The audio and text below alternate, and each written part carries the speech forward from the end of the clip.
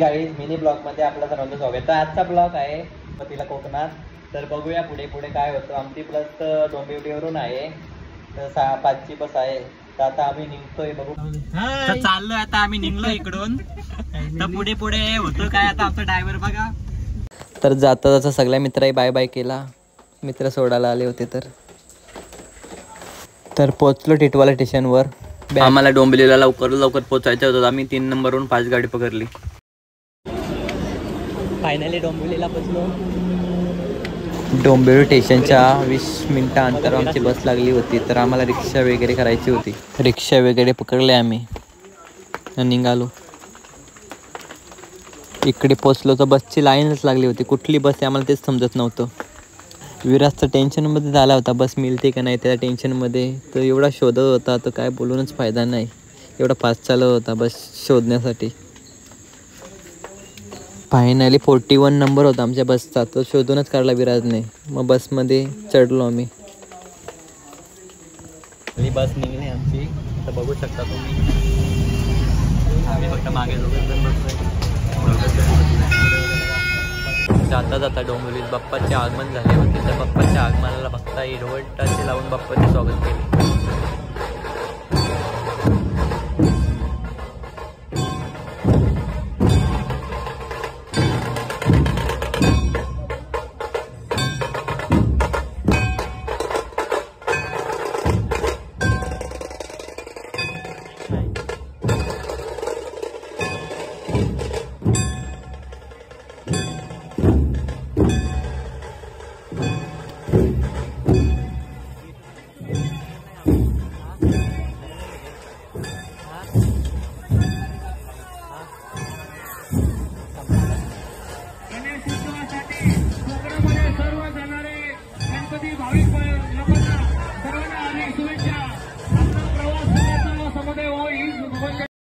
डोंबिवलीत तर ट्रॉफिक खूप लागली होती.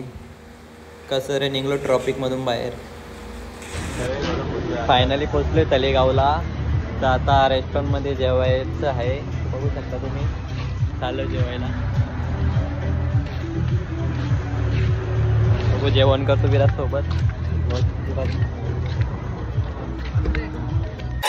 एवढ्या बस इथे लागलेल्या आहेत हॉटेलला. लास्टचा हॉटेल आहे इथे, त्याच्या पुढे हायवे तो हायवे. तर गाडी थांबणार नाही. तो बघा तुम्ही बघू शकता किती इथे बस लागलेल्या आहेत. बघा बघा गाईज, एवढी लोक गावी जाणार होते. असं बस बघून वाटत होतं की अर्धी मुंबई खाली होणार. फायनली जेवण वगैरे करून बसलो आम्ही गाडीत. चला आता आम्ही झोपतो. आता आम्ही झोपणार आहे. आता आम्हाला 5 वाजता उठायचं आहे. आम्हाला 5 वाजता पोहोचणार आहे आम्ही तिथं. चला झोपा आता तू बस. Bye bye. विराजला झोप लागत नव्हती तरी तो झोपायचं नाटके करत होता. बघू शकता तुम्ही कसं करतो. हॉटेलवर रात्री 11 वाजता जेवला भाई हा. तरी हा रात्री 4 वाजता उठून दुसऱ्याचा डब्बा मागून हा डब्बा खातो. एवढी भूक लागली होती भाईला. बोलतो मला भूकच कंट्रोल नाही होत. बोलतो भूक लागली आहे बोलतो. तर फायनली पोचलो आम्ही आता गावाला. तर बघू आता पुढे पुढे. आता 4:30 वाजले होते.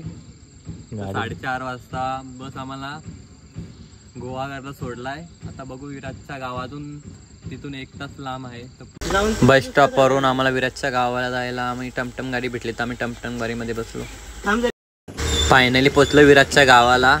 विराजने त्याला टमटमला पैसे वगैरे दिले आणि निघालो विराजच्या घरी.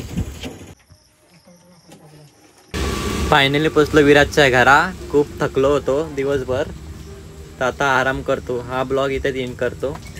धन्यवाद.